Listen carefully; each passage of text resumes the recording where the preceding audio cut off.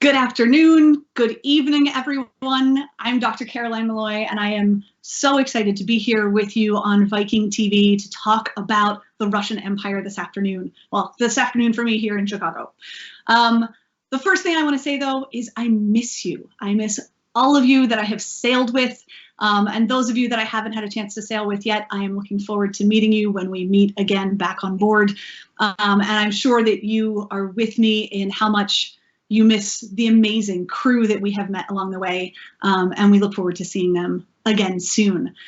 Today, I am excited to talk to you about Russia. I have been to Russia with Viking, and I know many of you have as well, whether on a river cruise, whether on an ocean cruise, at Viking Homelands, which is my personal favorite, I will admit. And we are going to talk today particularly about St. Petersburg. And I just want to be upfront with you about this. As a historian, I come to this talk as someone who is really interested in the city of St. Petersburg and why it is such a special place. How did it become that way? What makes it something that draws us back and Russia back again and again and again? So we're going to talk about history. We're going to go back to the Rus in the 10th century, and we're going to take it all the way up close-ish to the present day. But the focus is the city of St. Petersburg, the experience that we have there, the experience that the Romanovs did over 300 years, this great dynastic family that really defined a nation and continues to define a nation in a really kind of remarkable way. So we're going to jump right in here to the slideshow. James is going to set us up, and we are going to talk about many of these individuals, these great leaders, these czars of Imperial Russia, and the city that they built, the city that Peter the Great builds at the end of the 17th, the early 18th century.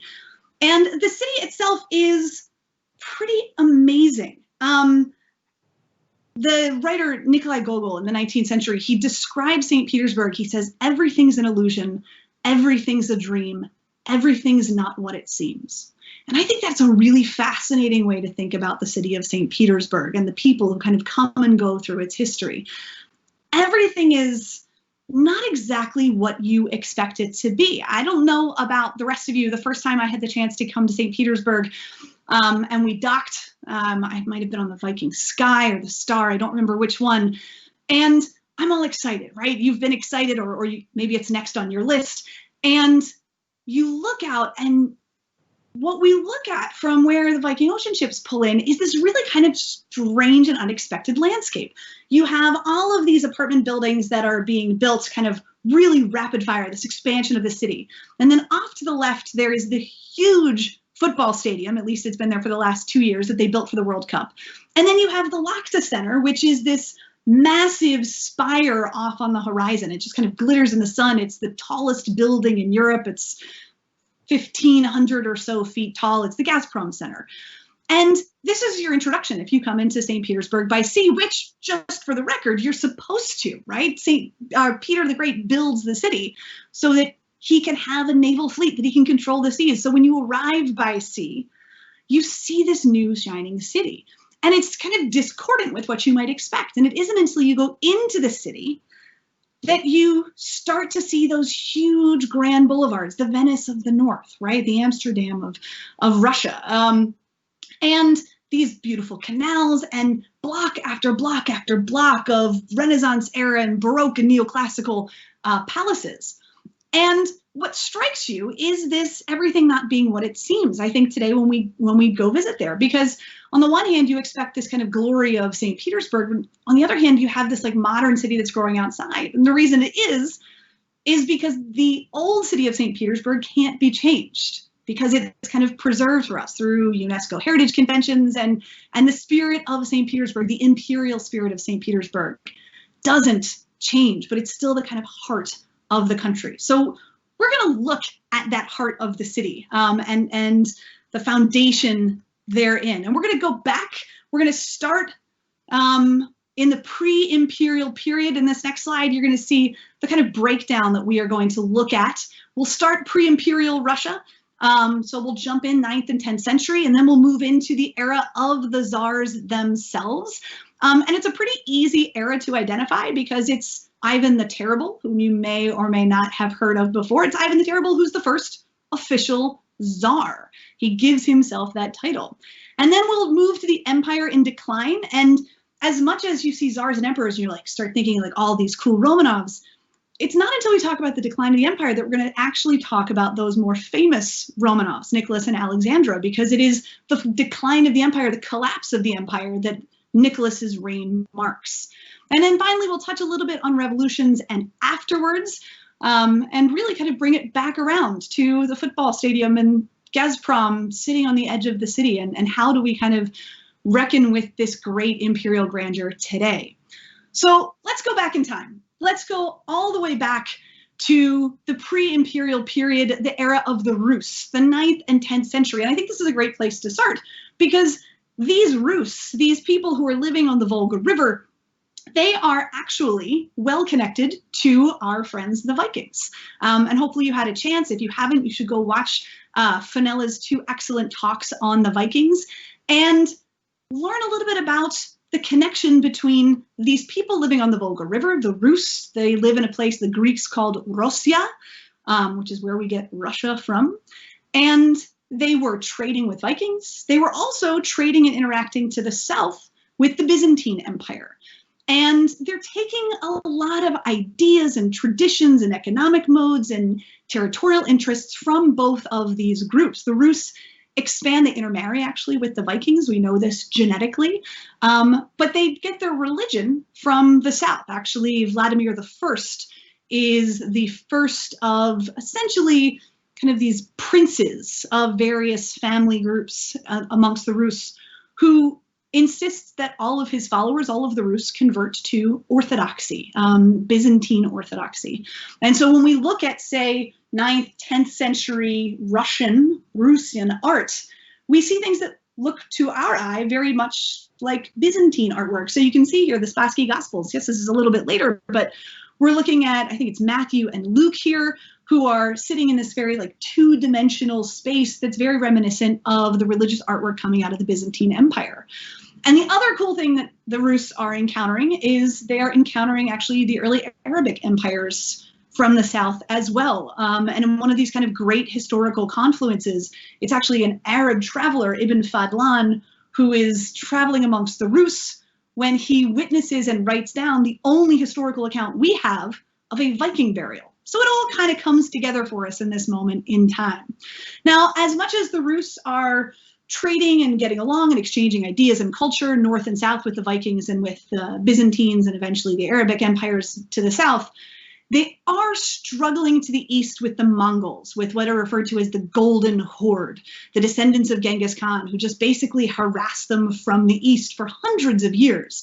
And we can see here the sacking of Suzdal is a legendary battle in which the Mongols come in and essentially drive the descendants of Vladimir I into submission, drive them out of Moscow, which had been basically the seat of power for the descendants of Vladimir I for 1228, for about 150 years at that point.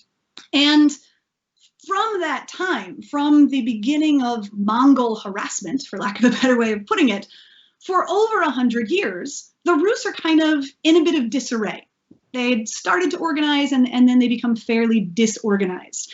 And they finally gain control back of Moscow under Ivan the Great, who we see in this next slide. And Ivan, I will just say as an art historian, probably didn't look like this. This is a wonderful Byzantine-styled portrait, but this is Ivan III, Ivan the Great. And Ivan rules from 1462 to 1505. So we're moving forward in time as fast as we can here. Ivan is a pretty interesting guy. He actually takes the term Russia and embraces it. So he is essentially the first great sovereign of all the Rus. His title, he is sovereign of all of the Rus. And he expands the territory of Russia back to Moscow.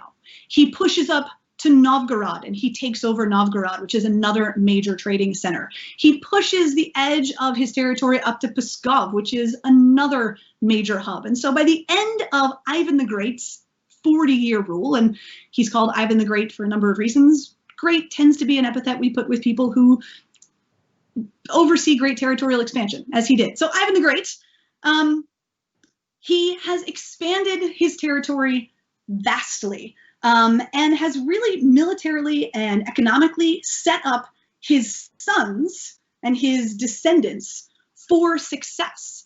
And excuse me, one of the other really cool features, I think, from our perspective, being interested in St. Petersburg, of Ivan the Great, is he marries a Greek girl by the name of Zoe Palaiologos. And Zoe had fled the onslaught of the Ottomans and spent some time in Rome. And so by the time that she marries Ivan, she had lived in Rome for a while. And Ivan, to show that he has finally taken the country back from the Mongols, taken his territory back, he decides he wants to rebuild Moscow. He wants to rebuild his palace, the Kremlin. He wants to rebuild the churches. And it's his wife who says, hey, I was just in this great city of Rome in the late 1400s, which, as many of you know, is the Renaissance. And she says, why don't you bring in some of these great builders? There are amazing things happening in Italy. And so Ivan III is, by my knowledge, the first Russian ruler to reach out to the Italians, to the great artists and architects of the Renaissance, and have them come in and rebuild his city in this new sense of grandeur. Now, it's not like he overhauls the city of Moscow and turns it into the next Milan, but he does actually retrofit many of the churches in Moscow with Italian designs. And the Kremlin itself has pieces still today. Some of the walls show evidence of some of these Italian architects who came in back in the 15th and early 16th centuries at the behest of Ivan III to begin to do something new with this new country. And I mentioned his military strength. The reason that he is able to kind of comfortably revitalize Moscow and his ruling elite is because he is the last great Muscovite leader to face off with the Mongols. And he faces off with them at the Great Stand on the Ugra River, which you can see here. And I don't know, please let me know in the questions. I don't know as a historian of another momentous event in history in which so much historical change happens as a result of absolutely nothing happening. The Great Stand at Ugra in 1480, Ivan brings his army up to one side of the Ugra River. The Mongol horde comes up to the other side of the Ugra River, and they stand there and stare at each other for 2 days. The Mongols don't get reinforcements that they've been waiting for. They turn around, they leave, they never come back. Absolutely nothing happens. But because of that, Ivan is able to secure a growing territory based out of Moscow that will launch the great czars of Russia. So that is Ivan the Great, Ivan III. I want to move forward now into the czars themselves. Like I said, he's the sovereign of all Rus. We're going to move into the first czar, Ivan the Terrible, here on the next slide. Ivan the Terrible, right? What do you think of? I love historical epithets. What do they bring to mind? And I mean, we look at this imagery. We have these fantastic paintings, 18th and 19th century paintings of Ivan the Terrible. He's, you know, angsty and troubled, and here his crazy eyes in this famous painting by Ilya Repin, and, you know, holding his son as he dies in his arms, his son that quite legendarily he killed himself. This is a terrible guy, right? Not really. In Russian, the word is grozny. It's not terrible. It's actually more like awe-inspiring. This is a guy who did some pretty impressive things. It takes him a while to come to the throne, as it were. He's not the direct heir to Ivan the Great. But in 1547, when he finally takes over control of this expanding territory left to him by his father, Ivan the Great, he is crowned and declared, for the first time, Tsar. And this is an important distinction. He's no longer Grand Prince of Russia, sovereign of the Rus, none of that. Well, I mean, he is that too. But he is the Tsar of Russia. And the word is important. The word comes from Caesar. So this is a linguistic choice that goes all the way back to Rome. The Russians are getting this from a number of different sources. Tsar was a term that the Byzantine and Holy Roman Empire used to refer to their rulers. And it was used by the Russians to refer to those people down south in the Byzantine and Holy Roman Empire. Tsar was also the term used in Russian, used in the Slavic dialects, for the leader of the Golden Horde, the Mongols that had been harassing them for hundreds of years. Tsar is also the term used in the Orthodox Church for the Old Testament kings. And so by declaring himself and being declared by the Duma, but declaring himself Tsar, Ivan becomes immediately no longer this kind of like boony backwoods prince of some people, but now he is an international leader.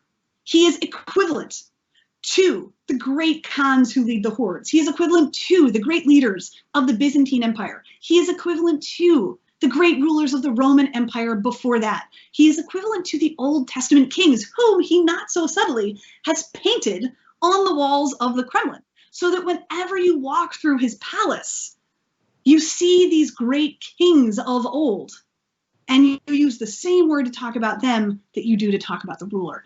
It's brilliant political showmanship. It's such a brilliant move. And it sets the pace for what become then hundreds of years of Russian czars, these great international leaders. But as far as Ivan is concerned, as one historian puts it, quote, thus began a reign of unprecedented activity, full of drama and victory, bloodshed and defeat, right? Because we still have to get to the fact that he's terrible. He's a czar, but he's kind of a dark character. He is unpredictable, despite the fact that he is awe-inspiring. And he has his moments of being really, really terrible. Legendarily, his son's wife dressed inappropriately and he strikes his son and he kills him. So he has these kind of horrible moments, but he's a complex figure. He is exceptionally strong and intelligent in terms of military expansion, political expansion, that kind of political propagandism of becoming czar in and of itself. He's also really interesting in that he is a fairly religiously tolerant czar. As he expands territory and he continues to expand where his father Ivan the Great had left off, he's the first Russian ruler to control the entirety of the Volga, for example. As he expands south towards the Crimean Peninsula, he actually allows the Ottomans who are in the lands that he conquers to maintain their religion. He taxes them, but considering how important Orthodox Christianity is to Russian identity by this point, it's very interesting that he has these moments of tolerance and understanding, and he rules really Russia's first multi-ethnic, multi-religious society. And he does so periodically with an iron fist, with a bloody fist, if you will. At one point, he gets in a fight with his boyars, his local consultants, basically the local aristocracy, and in a fit, he goes off and he abandons them and creates a new governmental country structure called the Oprichnina for 5 years and makes them beg to take him back. So he has his moments. He's unpredictable, but I don't know if terrible is really the way we want to remember him, because he really does set the stage for a great international powerhouse based on the Volga River, based in Moscow, that takes us forward to the great era of Russian expansion in the form of Peter the Great. And we're going to jump right in here. And this is Peter. So we're going to jump ahead in time a little bit. Peter is not the direct inheritor of Ivan the Great. It takes, we're going to, I guess, jump ahead a little bit. But Peter himself comes from this tradition of czars, these important princes, roughly based out of Moscow, who control various territory up and down the Volga, and are establishing themselves as a force to be reckoned with in the middle of the two continents, right? Peter himself comes to power at the age of 9, sort of. It's kind of a Montagues and Capulets situation. When his father dies, his father has children by different wives, and then there are various families who are fighting it out. The wives' families all want control over their sons. There are several mutinies, lots of people get killed. And in the end, what's very, very cool, I think, about Peter's story is it begins with actually the first female Romanov on the throne of Russia, because it's a battle in the end between Peter and his half-brother, step-brother, father's son by another wife, Ivan V, who are both too young and too incapable to take over the throne. And it's their sister, Sophia, who steps in and says she will rule as regent on their behalf. And for 7 years, she actually rules all of Russia, which is kind of cool. But Peter himself descended from Michael Romanov. Romanov, one of the famous families important to the Rus. And there are many. Romanov just coincidentally happens to be the one that took power, and Peter kind of runs with it in the beginning of, or end of the 17th, early 18th century. We can see Peter here, two very different portraits that are going to kind of predict for us where we're going with this talk. On the left, well, on the right, we have the portrait of Peter from 1698 while he is Tsar of Russia. And this is kind of Peter, how he saw himself or wanted himself to be seen, right? This is a very important detail. How did Peter think of himself? And we see him here in this like full scale, incredible, like grand manner portrait. We have him, you know, very noble. He's dressed in a suit of armor. He has this like gorgeous ermine and fur robe rolling off the back of him. He's just luscious if you want to reach out and touch it. And then in the background, you see the ship behind him. So noble, tall, on par with all of the great leaders of Europe and connected to ships. That's important. On the left, we get the bust of Peter the Great by Rastrelli, who is the Italian architect and artist who was brought in by Peter's daughter after his death.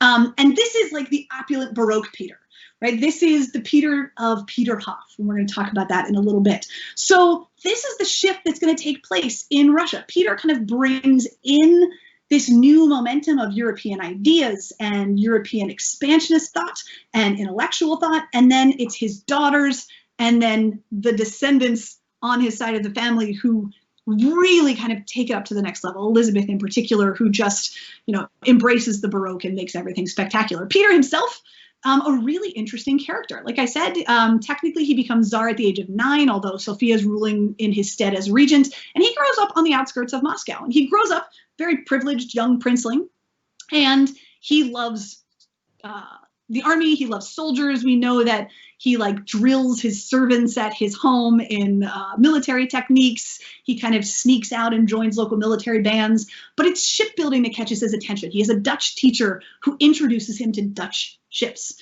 And despite the fact that the Rus have been based on the Volga River for hundreds of years, shipbuilding, I mean, where are we? We're in the 1680s.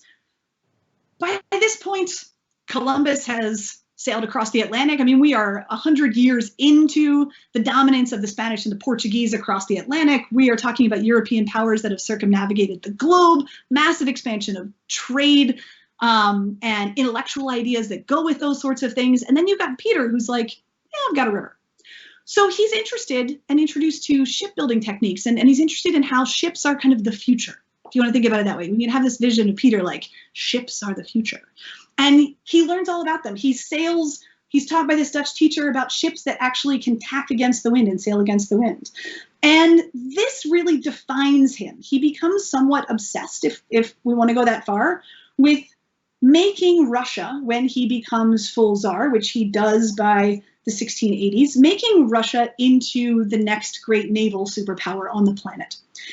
And that's a pretty impressive goal to have.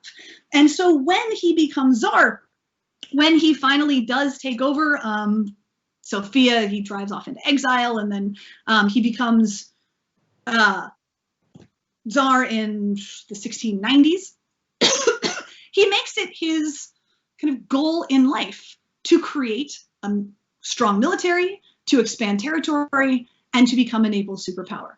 And one of the ways that he does this is he sails south. The first thing he does when he builds his navy is he sails south down and he attacks the Ottoman Turks because he thinks maybe he can access the world in water through the Black Sea. And he goes down, he has an incredible naval victory in 1696 that kind of proves to himself, if nothing else, that this vision he has for the new Great Russia is possible. And it's very cool. When he comes back to Moscow, he comes back in full Roman triumph. He's been obsessed since a young age with kind of European ideas. And we know that when he returns to Moscow, he has a traditional Roman imperial triumphant parade for himself, in which he dresses as a Roman emperor, and there's banners that say Veni Vidi Vici, I came, I saw, I conquered, the Caesar quote.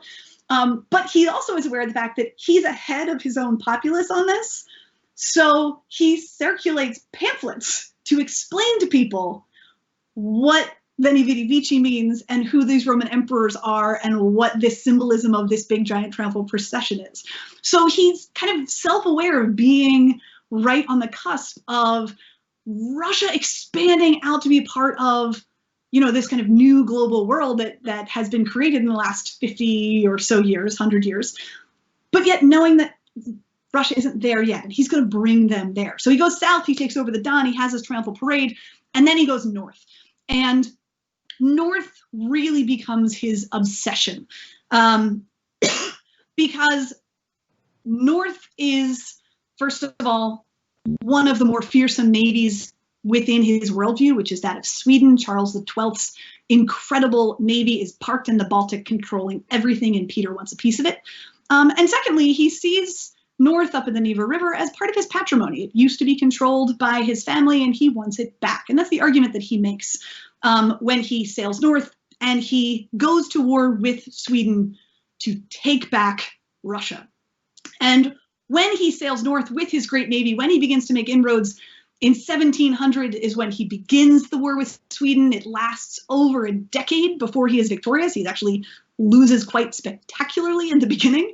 But he goes north, and at the beginning of the 18th century, he lands on an island in the marshlands of the Neva River. And if we go to the next slide, he does something remarkable. He decides he will build his new city here. And there's a fantastic quote. There's a historian who says that the city of St. Petersburg is essentially if an inebriated man had tried to walk in a straight line to build a city. You would have St. Petersburg. That's not too far off from the truth. Peter was known, among other things, for his spectacular habits of partying. He was known to drink 30 to 40 glasses of wine a day. Really a remarkable and spectacular and fascinating character. But he decides he will found a city. And the legend is that he comes ashore on this island, he digs a hole in the shape of a cross, he buries some relics, and he forms an archway out of like local birch trees, and he steps through it and triumphantly declares, "Here will be a city." Probably didn't happen that way, but that is the story that he circulates. And he begins simultaneously to drive out the Swedish powers from the Baltic, that corner of the Baltic, and to begin to build his new great city of St. Petersburg. He wants it to be a naval capital. It's important to remember that. When we think about St. Petersburg, we think about the palaces. That's not Peter. Peter's pride and joy is that this is going to be a naval military powerhouse. So he builds the fortress of Peter and Paul. He builds the Admiralty, and every street radiates out from the Admiralty. He builds himself a nice little winter palace and a summer palace. They would have maybe been somewhat impressive for the time, but all things considered, they were just like a handful of rooms. Not that big of a deal. He was not that interested in building palaces for himself. He wanted the Navy to be his legacy. And he wanted everything that came with these new innovations, these new ideas. So as he's going to war with Sweden, he is simultaneously starting to move people into the city of St. Petersburg. He is encouraging the elites to leave Moscow and to come to this new city that he's literally digging out of the marshes to turn into a grand city on the water, the one that we recognize today with its beautiful canals and its incredible palatial boulevards, and that will be his hub into naval global equality and domination in Europe. And he's also bringing in lots of ideas, European ideas, and we're going to get to them in just a second. But I keep mentioning the war with Sweden.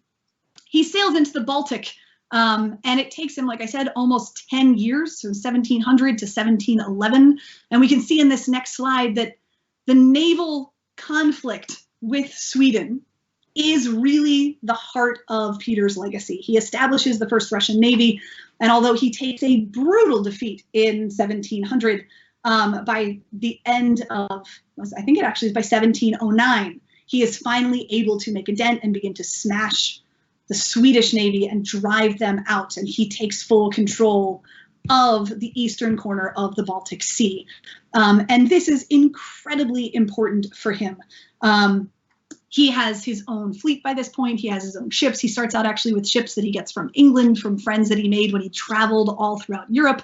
But he establishes that goal. And historians have debated whether or not he always planned to kind of revitalize Russia the way he did.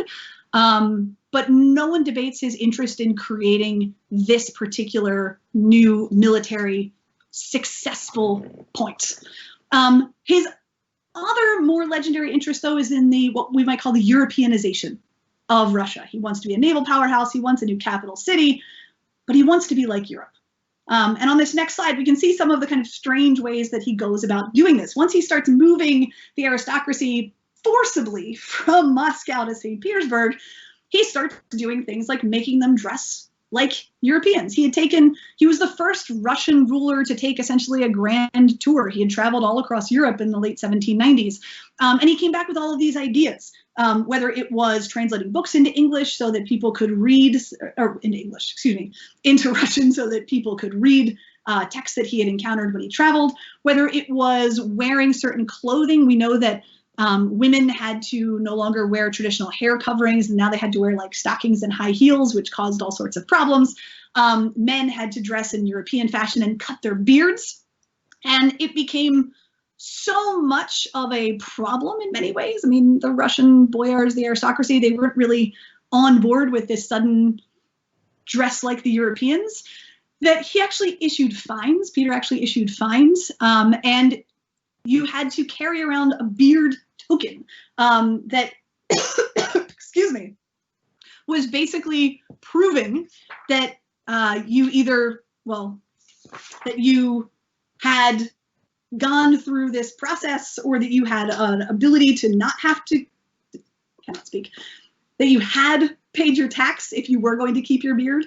So that was the only way you could do it, is you had to pay money into the building fund for the building of St. Petersburg, or you had your beard cut off. So it's kind of strange and unexpected things. He also diminishes the power of the Orthodox Church. It's, I think, 1701, the patriarch of the Orthodox Church dies, and he doesn't replace the patriarch. Instead, he decides to allow the church to continue without that centralized authority for some time. And in so doing, he begins to reorient the power of the Orthodox Church. He doesn't remove it, but up until the time of Peter the Great, it had been still a church of miracles, for lack of a better way of putting it. And under Peter the Great, it becomes a slightly more rational, slightly more recognizably European style of church. And finally, this Europeanization is part of this overall project. He wants to bring Russia up into the 18th century. And he really does accomplish this in a lot of ways. In terms of legacy, what's really interesting to us, if we move to this next slide, we think immediately of Peterhof. How many people have been to Peterhof? And it's so spectacular. You have to go next time you're in Russia. Next time you're on your Viking cruise to Russia, make sure you get to Peterhof. It's so cool. But this building that we associate with Peter the Great, not Peter the Great's building. This was actually, I will admit, when I went there, I hadn't quite registered that. Like, I knew there was like the original summer palace, and then like there was the rebuild. This is a completely different thing. This one that we actually go visit today, this is actually a post-World War II reconstruction. I found that absolutely fascinating, and I think that speaks to the importance of St. Petersburg to the Russian psyche, and to the importance of the history of Peter the Great to the people of St. Petersburg. After the siege of Leningrad, right, 900 days of starvation and death and terror and horror. What do the people of St. Petersburg decide to spend their money doing? They rebuild this. They don't rebuild their homes in the city. They rebuild the legacy of Peter the Great. So his importance to the city is so significant. The summer gardens are one of his projects. The house itself, the iteration that was rebuilt after World War II, is based on the version that is designed by Rastrelli under Elizabeth. It's this kind of like glorious, massive, sprawling pavilion with this wonderful neoclassical facade. But the gardens themselves are spectacular, right? 24 miles of hydraulics to allow the huge fountains, and the gardens with thousands of birds in them, and just everything about it is just this kind of glorious manifestation of Peter's dream, right? It's not in the end Peter's dream. Peter wanted a naval powerhouse of European respect sitting on the edge of the Baltic that would be like for generations to come. This is Elizabeth's tribute to him, to say, you know, basically you made it. we got there. He also was responsible, among other things, for doing things like leveling military and civilian ranks. I mean, so we can talk about architecture. He encourages the building of a new city, but he also encourages kind of reordering of society. He's grew up kind of plagued by old factions trying to kill each other. Various sections of the Streltsy, basically musketeers who had been like a royal guard or a city guard. And so instead of kind of relying on the old factions, the old boyars, the Streltsy, he creates a new way for people to move through society so that, you know, kind of young people with great new ideas can aid him and accompany him. And that is a pretty remarkable legacy that he leaves behind, the idea that you can kind of like move through society in new ways. He dies in 1725, and I think on the long list of things that he does is he gets rid of the idea of having to be the son of the previous czar to be the heir. He says you can name your heir, and then he promptly dies without naming an heir. So, you know, not exactly perfect.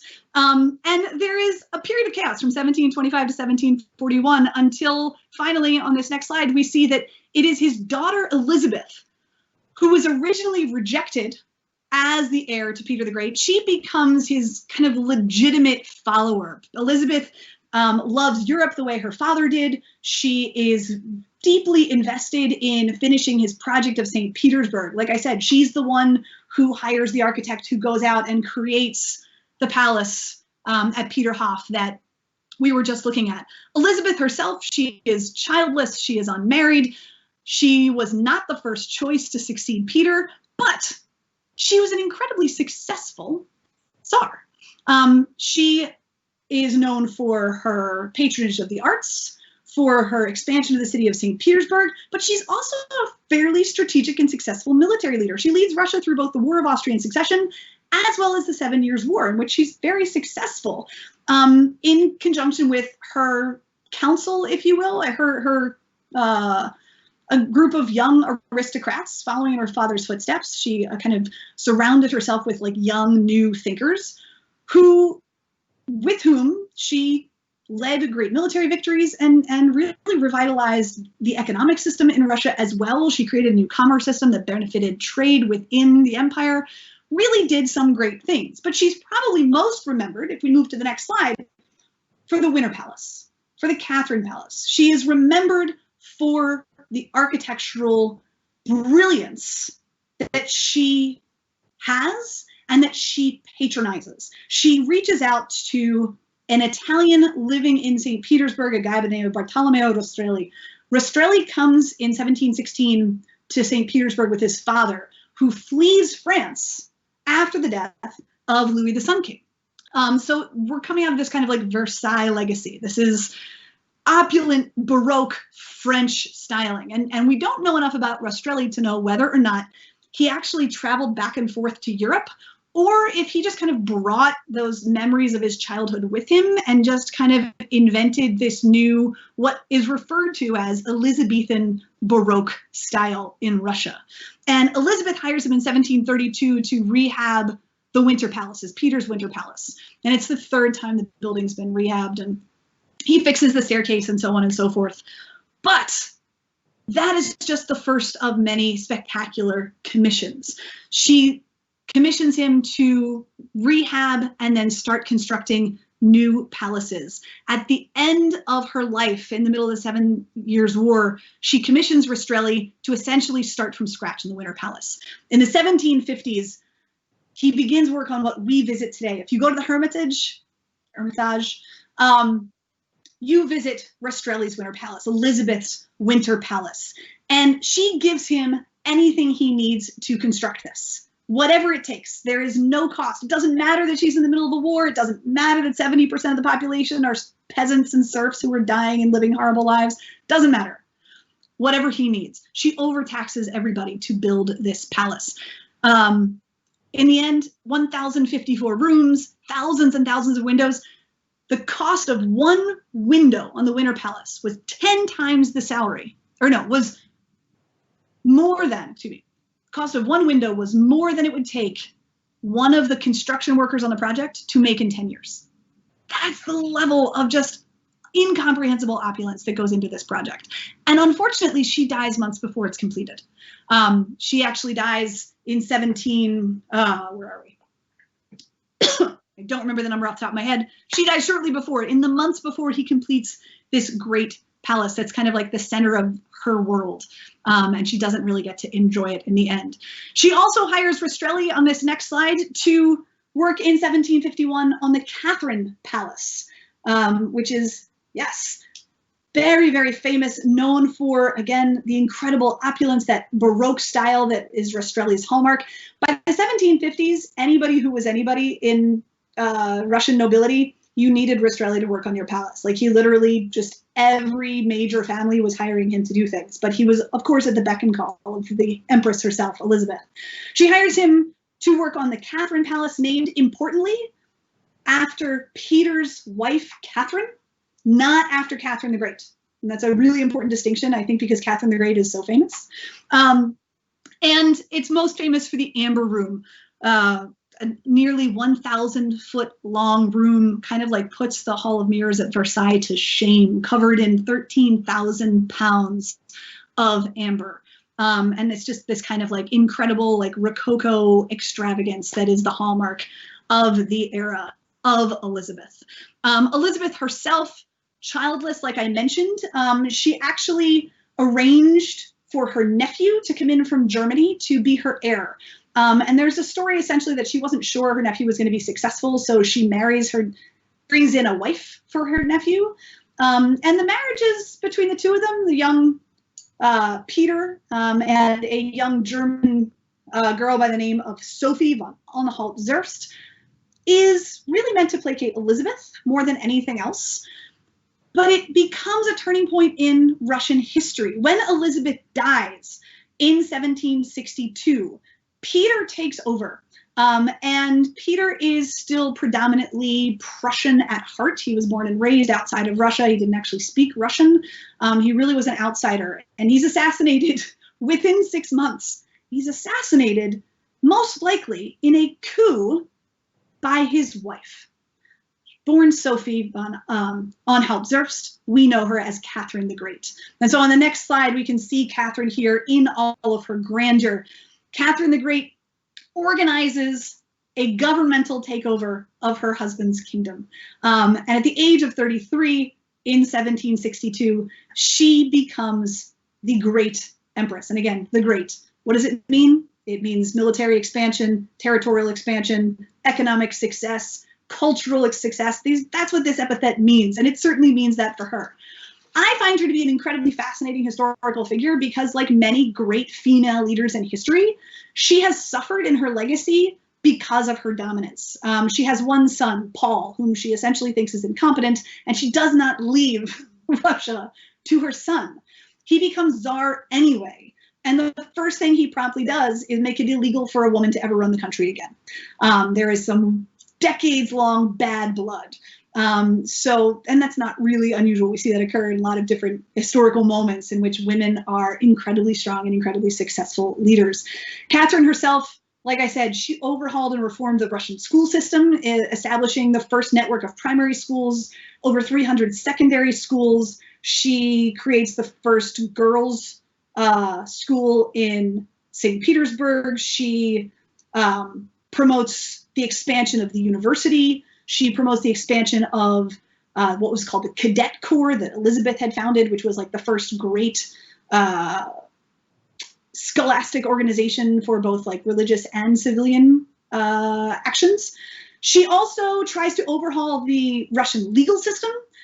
She has this radical idea. She reads a lot of Montesquieu. She's very invested in kind of French thinkers. She communicates widely with people like Voltaire, Diderot.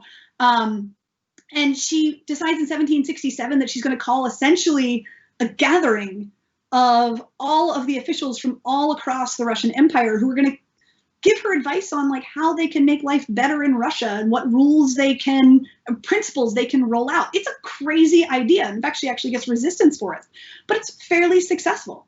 She is also an incredibly strong military leader. She leads Russia to success in repeatedly, actually, expanding the territory significantly over the course of her incredible 35-year reign. We think of her, I think, first and foremost because of her connection to the arts, and on this next slide, you'll see why. Catherine was a patron of the arts, and it is both factually true. Like I said, she communicated with Voltaire. Diderot at one point runs out of money, and so she decides to bankroll Diderot because she thinks he's so great and is so invested in his encyclopedic project. She buys his library and then pays him to work in it for the rest of his life. So like she's this massive patron. She collects art from all over the world. She buys up the collections of famous collectors in France and in England. And sometimes she immediately brings those collections to Russia. Other times she lets them stay, like Diderot's library. She lets him keep it until he dies, and then she brings it across. She buys Voltaire's library after his death. She, like I said, creates the Smolny Institute, the first girls' academy. But sometimes I'm really fascinated as a historian, again, as to whether or not we think about her as a patroness of the arts because she's a woman. But that's not to say that she wasn't a patroness of the arts, right? She herself, famous quote, she says, "It is not a love of art why she collects it. It is a veracity. I am not an amateur, I am a glutton." Like, what a great self-aware comment. I love it. So she is a patroness of the art, a glutton of the arts. But she is also, like I said, a great imperial expansionist. On this next slide, we can see that she really pushes out and is the first Russian empress, emperor or empress, to regain the territory of the original Kievan Rus, going all the way back to the 9th and 10th century where we started this talk. She reaches out and she expands, pushes over and over again into Poland. At one point, she expands into Poland by putting her lover on the throne of Poland, because actually right after she takes over Russia in 1763, the king of Poland dies, and she's like conveniently has one of her legendarily famous lovers put on the throne of Poland. And so she's constantly kind of pushing across in that direction. And one of the ways that she does that is by leading the military. And if we look in the next slide, we can see that she is responsible for coordinating a incredibly successful attack against the Ottomans. The Ottomans had been an ongoing problem for Catherine for a number of reasons. But one of the things that she does is she mobilizes the fearsome Russian Navy, set up by Peter, under control of a guy by the name of Alexei Orlov, who was in one of these kind of great historical connections. Alexei Orlov, brother of Grigory Orlov, her lover. Alexei had earlier most likely assassinated her husband, and then moved up through the ranks and became a great leader in the Russian Navy. He sails around and in the Battle of Chesme defeats the Turkish fleet. And it is this incredibly famous defeat in which the Turks, who had declared war in 1768, they lose over 9,000 men in this battle. The Russians lose 30. So she is a brilliant military strategist. She surrounds herself with great military minds and great economic minds, and really sets Russia up for incredible success, despite the apprehension of some of the Orthodox religious leaders at the beginning of her rule and some others. In terms of legacy, if we go to the next slide, there's never enough time. Her legacy is her art collection. I mean, her legacy is the expansion of Russia to incredible size, but we talk about it in terms of her art collection. For those of you who've been to see the Hermitage, it is spectacular. There's roughly 3 million works of art, 16,000 coins. There's 2 galleries worth of national history. There's 4,000 old masters. I mean, she just, like I said, she was, like she said, she was a glutton. And the collection itself, 3 million or so objects. Somebody did the math on it. If you took 1 minute for each object at the Hermitage collection, it would take you 5.5 years to see the entire thing. It is just this endless, spectacular collection of art in this spectacular palace that Rastrelia had built for Elizabeth. I mean, this is layer upon layer of the greatness of these great Russian czars. After Catherine, like I mentioned, if we move to the next slide, she does not want her son Paul to inherit. He does, but then he is assassinated. It's like she kind of knew that he wasn't going to be a good emperor. And Alexander I, who takes over after Paul, had been actually Catherine's choice to be the next czar. And Alexander I has the incredible historical legacy of having been czar when Napoleon decided that he would invade Russia. And so we can see here on the left, Alexander on horseback, Napoleon also on horseback. This is kind of, if you wanted to be a fantastic military and national leader at the turn of the 19th century, a painting on horseback is a very good idea. These two leaders basically are pitted against each other. And on the next slide, we get a sense of how well that goes, which is to say Napoleon has a great plan in 1812. He takes 1 million troops, the Grande Armée, and he goes in, he is going to expand his massive empire. I mean, he was the terror of Europe. Nobody could stand up to Napoleon. This has been going on for 12 years at this point. No one could stand up against Napoleon, and he decides he's coming for Alexander in Russia. And Alexander has the strategy of avoidance. He does not engage. He just backs up. So those 1 million troops, they go into Russia, and they're set up for victory the same way that they had been all across Europe. And they get to Moscow. And they still haven't met up with Alexander's army. And keeping in mind the fact that St. Petersburg is pretty much the only predominantly stone-built city in Russia at this point, Moscow is still predominantly wooden. The Muscovite army burns the city of Moscow to the ground. So now it's winter. The Grande Armée has marched thousands of miles. They just marched, right? I mean, no airplanes, no moving transportation, marched thousands of miles in the Russian winter. They're now stuck in Moscow, surrounded by hostility, no food, no shelter. They're decimated. By the time they come back out of Russia, of what had been over 500,000 formal French troops, less than 30,000 make it back out. All because Alexander is able to allow Russia to wreak its havoc upon Napoleon's army. It's brilliant. It's spectacular. It's one of these really unbelievable moments in history. Once Napoleon kind of makes his way back to Paris with his tail between his heels, he is followed by Alexander, who marches with his army all the way to Paris and becomes the first foreign leader since Henry V, 400 years earlier, to declare victory in the city of Paris. After Alexander, if we move on, because I'm still running out of time, because I always am. After Alexander, well, actually, during the time of Alexander, we get War and Peace. This is a time of war. This is all 365 chapters of it.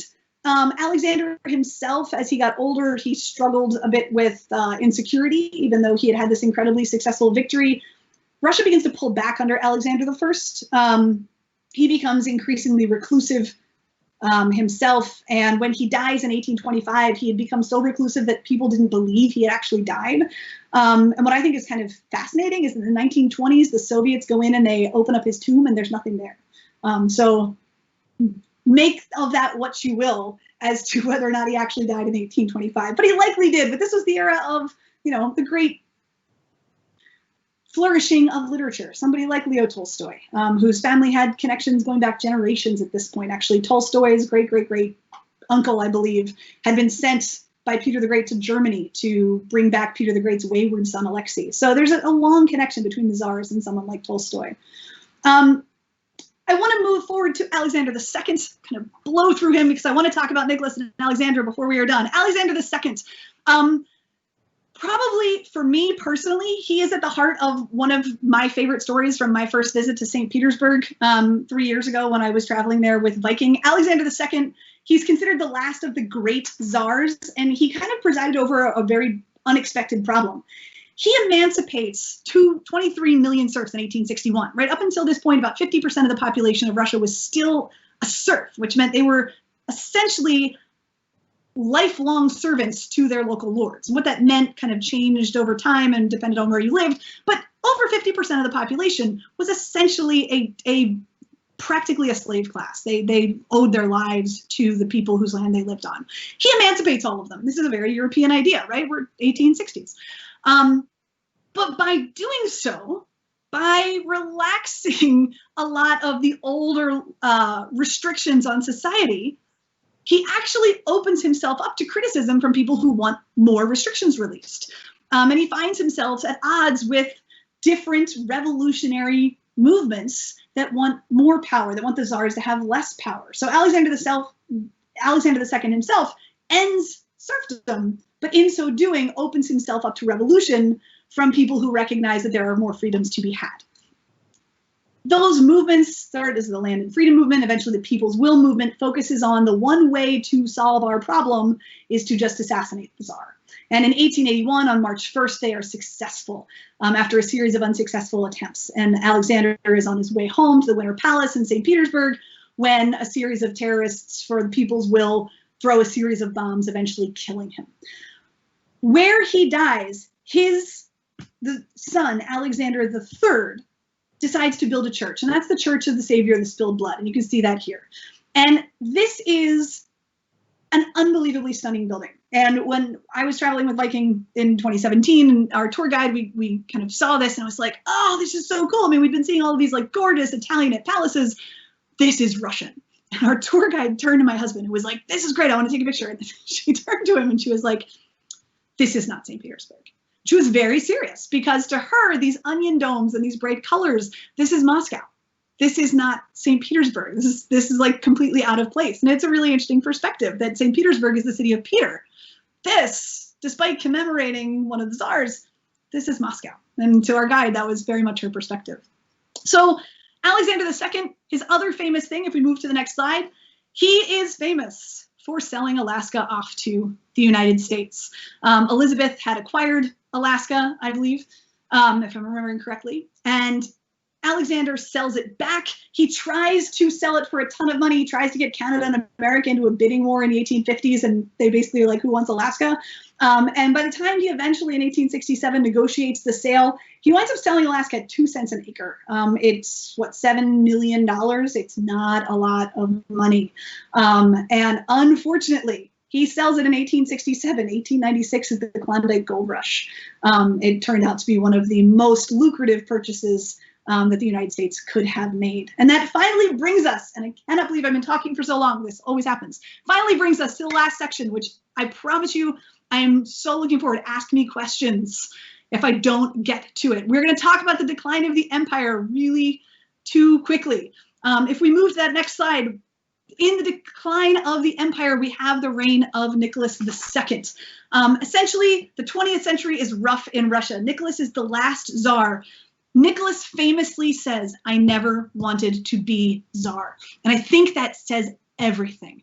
He takes over a country in which there are rumbles of revolutions. There is contact enough with Europe that people recognize they can have more rights. Nicholas II himself does not promote innovation in Russia. He doesn't want to change anything.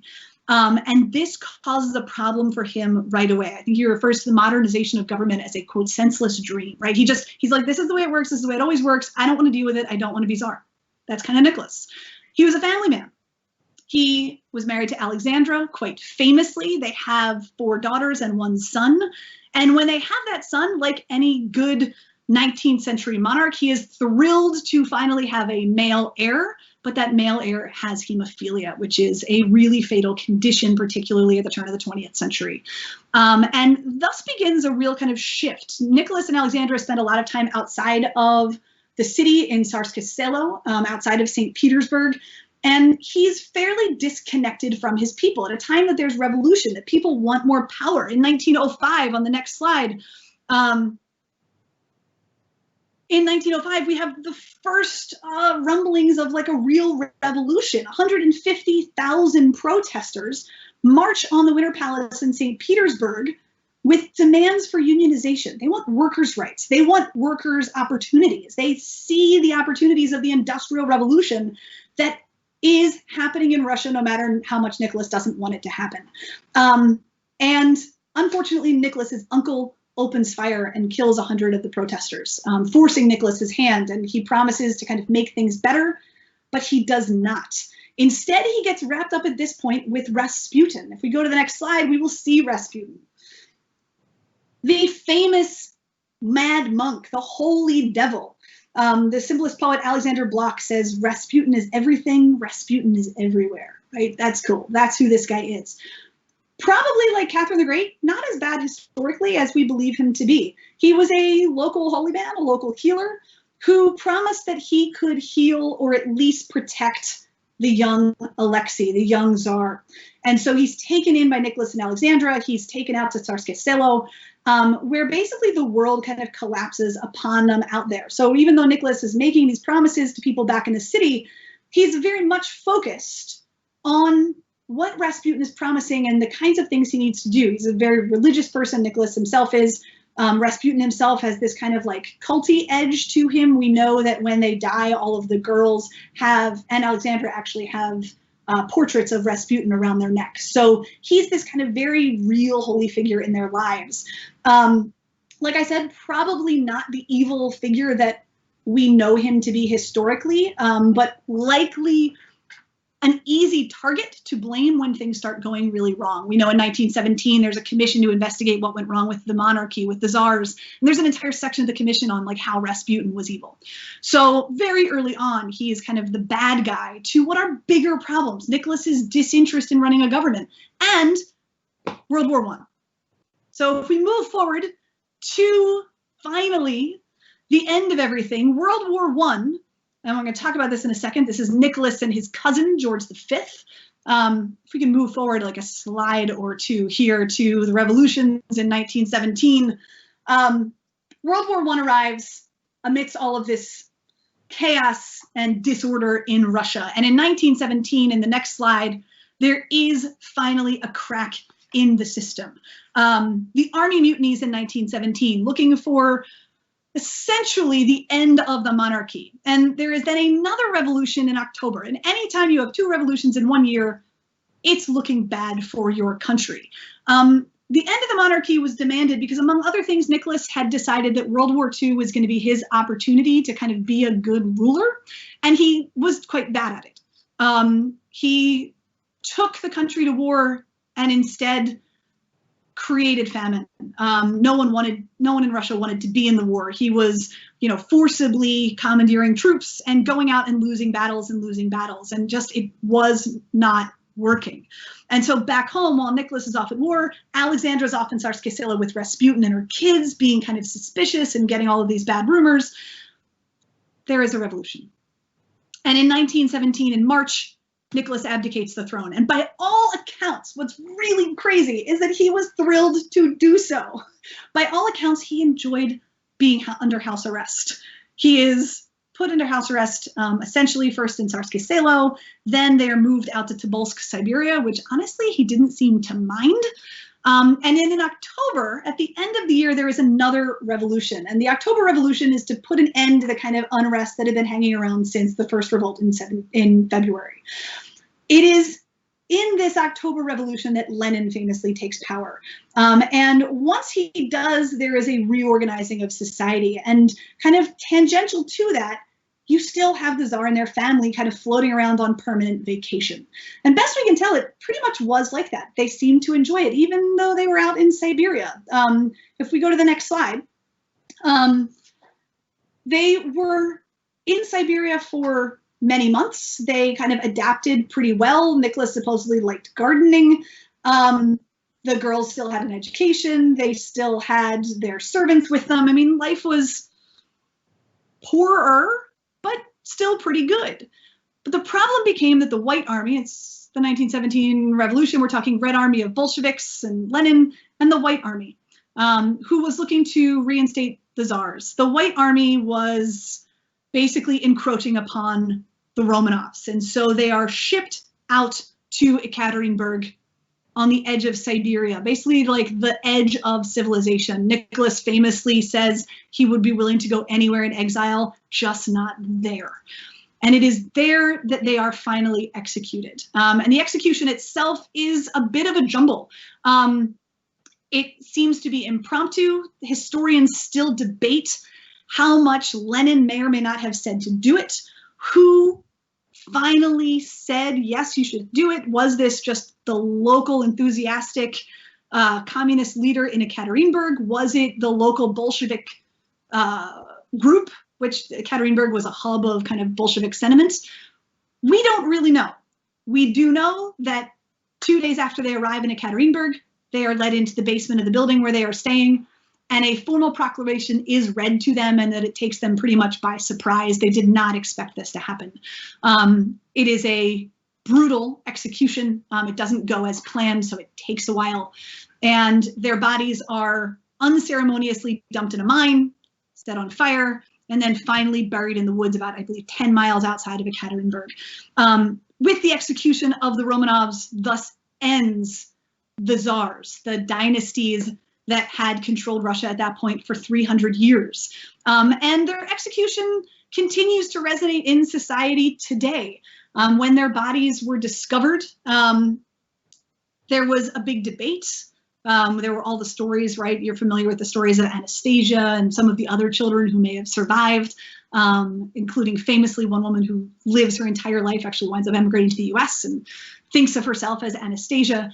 But over time, the bodies have been found, have been confirmed, have been interred in St. Peter and Paul Cathedral in St. Petersburg, and actually have been declared not quite, well, sort of like low-grade saints by the Orthodox Church, which still actually has a bit of a problem with them. They have been declared, what is the term, passion bearers, because they were religious until the end. And they've kind of ebbed and flowed in terms of popularity, but still maintain this mystique of kind of this great final czarist family who dies somewhat tragically. But it's worth remembering that most Russians were not thrilled with Nicholas as a ruler. So should Nicholas have been deposed and replaced by maybe a better czar, that maybe would have been a more preferred outcome at that moment. But I think it's their execution as a family, as a family group, that kind of lends the legend and mystique to the Romanovs, broadly speaking, in the wake of their execution in 1918. If we move to the next slide, since the execution of the Romanovs, Russia has taken many different forms, from the Republic to the SFSR, the Soviet Union, and now the Russian Federation, and many leaders who are the subject of another talk for another day. On the next slide, we can see the faces of Russian history since Nicholas II, taking us all the way up to Putin, who I think is a really great place to end, because Putin himself is from St. Petersburg. Putin himself quietly approved of the sainthood of the Tsar's family. Putin himself is invested in the revitalization of St. Petersburg. So the city itself is kind of pulling Russian history back, which I think is kind of a remarkable ending to thinking about this family, that they are still, this family, this city started by Peter the Great, is still the center of so much of the Russian world and the Russian mind view. And is still in 2020, for another 20 days or so, it is still really kind of the center of all political thought. And that brings us to the end of my very long-winded discussion about Russian history and some of the Romanovs and those people who built the great city of St. Petersburg, from the Kievan Rus all the way down to Putin himself. And I want to thank you all for listening, for staying with me. And I am really excited. I know that some of you have put out some questions that I'm looking forward to answering and getting to. And if you have any questions, please ask them. You can go in and add your questions. Hopefully I can find the questions. Add your questions in on Viking.TV and I will try and answer them. And if I don't get to them, I will try and get you answers anyway and send them to you so that you have all of the answers. So let me pull that up. Thank you to everybody who has stuck around and asked some really great taxes. Greg from Chicago, hello, Chicago, my neighbor, asks if Peter the Great really had a stone tax where he required people entering St. Petersburg to bring stones to raise the city above sea level. He did, in fact. It was twofold. he required, I think I mentioned, he made the elites of Moscow move to St. Petersburg. He builds thousands of houses over the space of a few short years. And one of the things he wants to do in St. Petersburg is he wants the city to rise up out of the marshes. I mean, it's marshland. He picks a terrible place for a city, honestly. And so those elites, they have to bring stones with them to raise up the city and to begin to build their own houses, because he wants the city to be built out of stone, not out of wood. This is like many moments in European history. Peter the Great, I don't know if I said this, right? He visits England in the 1690s, which is still building from the 1666 Great Fire of London. So he sees, and he's seen in his own country, that a fire can wipe out a city. So he wants to build St. Petersburg out of stone. So yes, he does tax, in a way, the elite. They have to come and they have to bring stones with them. It's a great question. Ben in Indianapolis, also, hello neighbor. What impact did the defeat of Russia in the Russo-Japanese War have on the ultimate demise of the Romanov dynasty? This is Nicholas's problem, right? The Russo-Japanese War in 1904 is essentially the first time a major European power has been defeated on the Asian coast in quote-unquote modern history, ever, possibly ever. And it proves that Nicholas is bad at his job. And in the simplest form, the defeat of Russia in their expansionist attempt into the East by the Japanese, the defeat of what had been an overly kind of proud military and naval tradition, proved to the people of Russia, that particularly to the elites of Russia, that Nicholas wasn't very good at his job. He's a bad military leader. He is a bad tactician. He does not have the correct instincts to truly expand Russia and keep it great. And so in 1905, we see the first of what are many really well-organized revolutions and rebellions against his rule. And by the time we get to World War I, right, in 1914, Nicholas proves again and again that this is just not his strength. And I do feel bad from a historical perspective. Like I said, Nicholas doesn't want to be czar. Nicholas is not cut out for this job, and he knows it.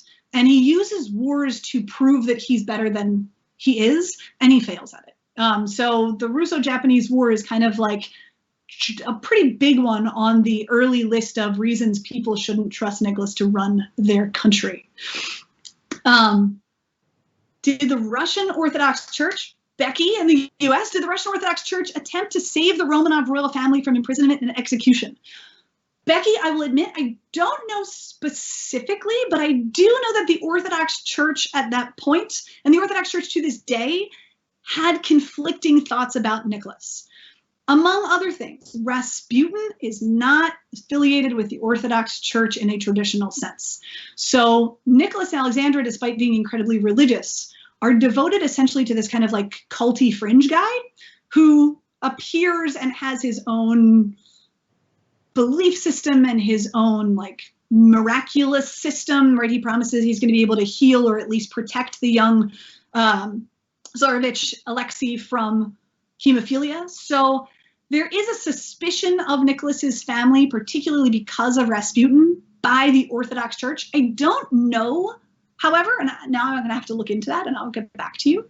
I don't know if there were any specific actions that were taken by the church as a whole, because you are correct. I think you're implying there that the Orthodox Church is tied to the monarchy, is tied to the czars. So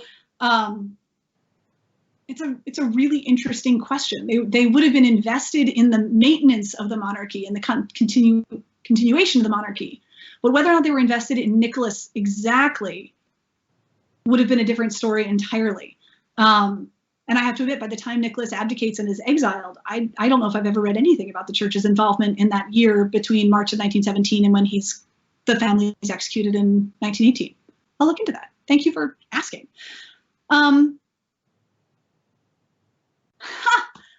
Bill from Windsor, great question, to which I don't know the answer, but I think it is worth asking.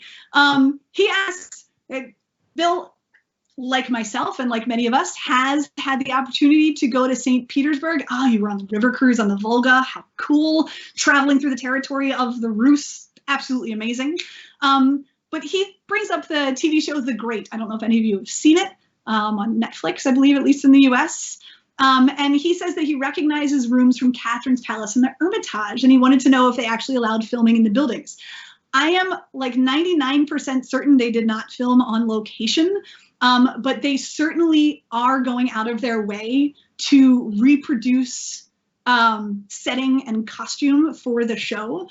So they are really going out of their way to kind of hit that incredible Baroque opulence, right? Because they are looking at the show The Great, for those of you that aren't familiar, is very, very loosely based on the early days of Peter III's marriage to Catherine before when Peter III is technically Tsar, but if you've watched the show, Peter III lasts 6 months and it's not exactly correct at all.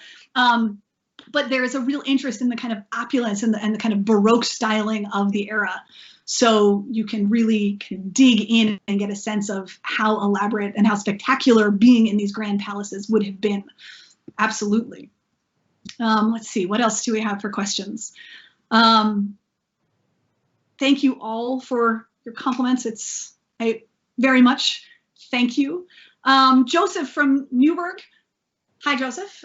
Looking for book recommendations. I can say if you are traveling to St. Petersburg, if you have that next Viking River Cruise or Viking Ocean Cruise planned and you're going to be going through St. Petersburg, a book that had been recommended to me by a close friend that is really a love letter to the city is a book called Sunlight at Midnight by Bruce Lincoln. And it is basically the tale of the city. And I think sometimes histories are told, we want to tell them through people, but so much we can understand by kind of the spaces that those people lived in. And so I would really recommend that as a book. Personally, on my own list, I recently read the new biography of Rasputin by Douglas Smith, which is just really cool. And it really challenges this idea that Rasputin was this evil, culty character and tries to humanize him and point out that he was just a kind of enthusiastic, amateur, practitioner of healing arts who had some political aspirations and smartly got himself connected to the right people. Well, until of course they all get murdered. But so those would be two recommendations of many excellent books on Russian history. I'm sure people would recommend, many of you maybe have read the Simon Sebag Montefiore books on the Romanovs, the Massey books on Peter the Great and Catherine the Great. Lots of good options. Ken in Palmyra in the US asks, why did Peter the Great build St. Petersburg at its present location? Because he wanted to have access to the sea. And that was as close as he could get before he defeated Sweden, most likely. He basically comes to the fork in the Neva River. There is an island, and he figures this is as good a place as any to kind of start building up fortifications to more strongly attack Sweden and the Swedish Navy. And it really gives him access to the sea, which he was obsessed with. The city was a terrible place. It was a terrible choice if you wanted to build a capital city. And he really did build it come hell or high water. It didn't matter. Like we talked about a moment ago, one of the question that we had a moment ago. He physically brought stones in to build the city up. I think it's Elizabeth who finally clads the edges of the canals in marble so they stop flooding out the city. I mean, it takes generations before it's moderately habitable. But it gave him access to the Baltic. And that is what he wanted for his navy, so that he could control the sea. Stephanie in Pasadena asks, do we know which political adversary coined the term terrible for Ivan the Terrible to shame him in history? The term was not necessarily a term given to shame him. Terrible is in the end a terrible English translation of Grozny, which is Russian or a Slavic dialect for, well, no, Russian, for awe-inspiring. And it's one of these words that as you translate it across can have like lots of different meanings. It, in some ways, a better like translation closer to Grozny might have been like awful, but that, again, in English has a negative connotation, right? It's something awful, it's bad. But I mean, grammatically, it's awful, like full of awe. So it's not necessarily an epithet that was designed to make him look bad or to shame him in any way. And it just wound up fitting. He had some spectacular military and political advancements, but he himself was, I mean, historically, we have no doubt, he had his moments. I mean, whether it was forming his kind of independent harassment government, whether it was torturing of political prisoners, killing his own son, he seemed unstable at best. But it wasn't necessarily an attempt historically to frame him in a negative light, the way, for example, Paul tries to frame Catherine in a negative light after her death. Thanks for that question. All right, going through. Stephen from Colombia. Hi, Stephen. How you doing? Points out that he has toured all around and sailed down the Volga and sailed with Viking and with me, which great times have been had on board Viking Ocean. He wants to know about progress in finding the remains of the Amber Room. I know that about 30% of it has been recovered. I think more recently. I'll be honest with you, I meant to look that up before this talk and totally forgot about it. It is an ongoing process. It has not all been found. Most of what you see when you go visit is, I believe, a replica. And as far as how many Vermeers the Hermitage has, I don't know that off the top of my head. Many. There's a little bit of absolutely everything in that collection. Like I said, 3 million objects, and it just goes on and on and on. The Rembrandts themselves, just spectacular. And then the entire Impressionist wing, which just, the Hermitage, there is literally something for everyone there. Catherine was indiscriminate in her tastes. She knew good art when she saw it. She probably knew bad art when she saw it and collected that anyway because she could. That was just very much what brought her joy in life. Trying to skim through, take another 5 minutes or so. I don't want to take up the rest of your afternoon or your evening. Trying to answer a handful of questions that I still have here. Let's see, scrolling through. Thank you so much. Stephen, yes, thanks again. Grozny, translated like awesome or mighty. Yeah, it's terrible as one choice for a translation of many. I mean, I think that goes back and forth in other languages. Sometimes words don't translate perfectly, so we have to kind of think about context for them. And Ivan is definitely a contextual kind of guy. Shelton in Silver Springs asked, what forces collided to change the names of the city from Petersburg to Petrograd to Leningrad back to St. Petersburg? And were there any gains or losses as a result of name changes? That's a really interesting question. I don't know if I've ever thought about it in terms of gains or losses, but it's certainly different identities. And getting back to this issue of St. Petersburg identity is something that is still very, very potent. And that guide who was not a fan of the Church of the Savior of Spilled Blood, for her, being from St. Petersburg was very specific today. The changes, Petrograd to Leningrad, reflected an attempt to basically remove the power of the Tsars from the city, and then, of course, to use from Petrograd to Leningrad to shift from the Tsars and the Orthodox Church in control, Peter, because technically St. Petersburg is not named after Peter the Great, it's named after St. Peter. So Petrograd shifting away from Peter to Leningrad after 1917 and the revolution. So this is the city of Lenin. And then back to St. Petersburg because there is this shift back. And it's the same shift that after the siege of Leningrad encourages the people to rebuild Peterhof.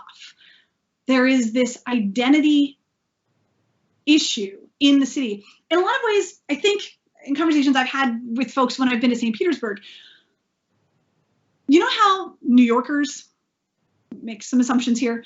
If you're from New York, maybe you can agree or disagree with me, but my experience has been, if you're from New York, you're like American, right? But you're also a New Yorker, and there's like a thing, right? There's a special identity to like there's American, and then there's like, but I'm from New York. St. Petersburg kind of has that same idea. They're Russian. The guides that I've talked to have been, you know, fiercely patriotically Russian, and we'll talk all about Russian history, but get them going about St. Petersburg. Next time you're there, talk to your guide about his or her thoughts on the city of St. Petersburg. And if they are from St. Petersburg, you get this sense of like, oh no, I'm from Russia, but I'm from St. Petersburg. I'm from this city with this deep legacy that is the gateway to Europe, that is the gateway to civilization, that is, you know, the best that Russia has ever been or could ever aspire to be. And so that shift of names over time, I don't think anything is lost. I think that return to St. Petersburg is a return to the greatness and the glory that those in St. Petersburg today still really see as very intimately a part of their current identity.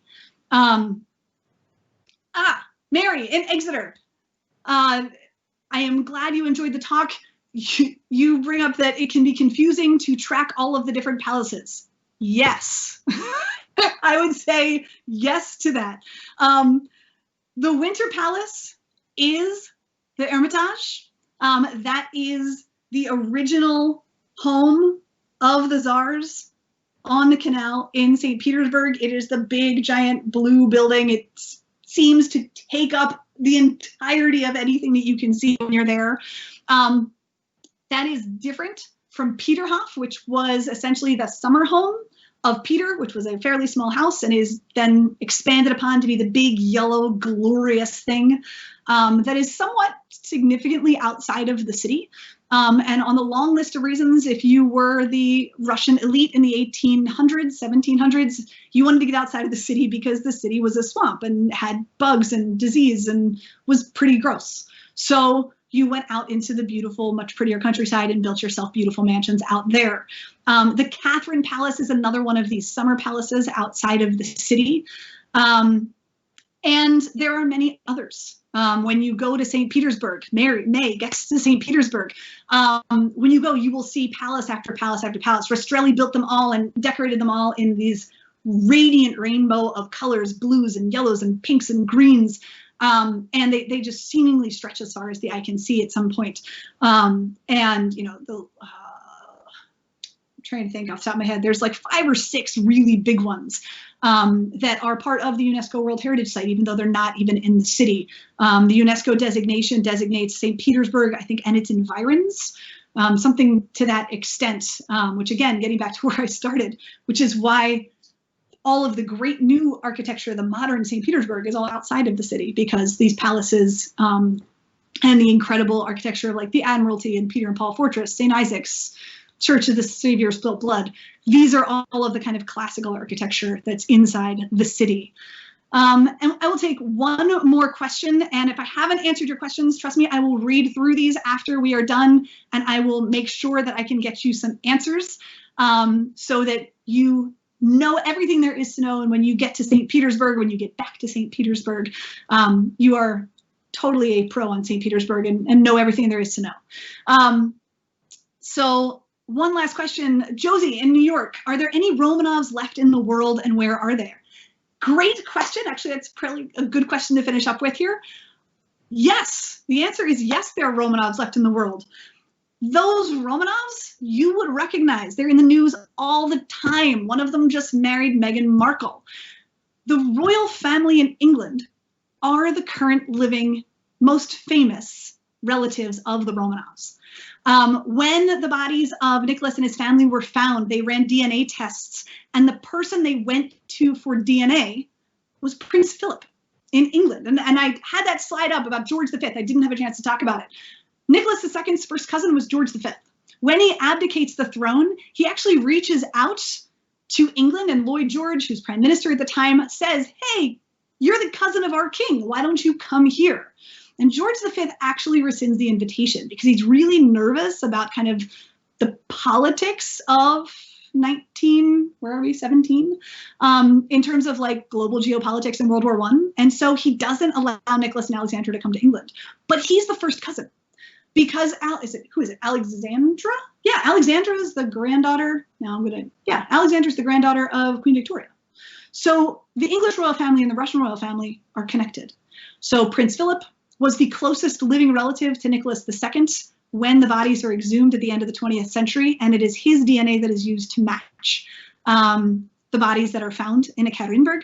And then through Philip, of course, William and Harry, and now their children are all the descendants, distant cousins of the Romanovs, and actually many other royal families through Queen Victoria, whose children and descendants married into various royal families across Europe.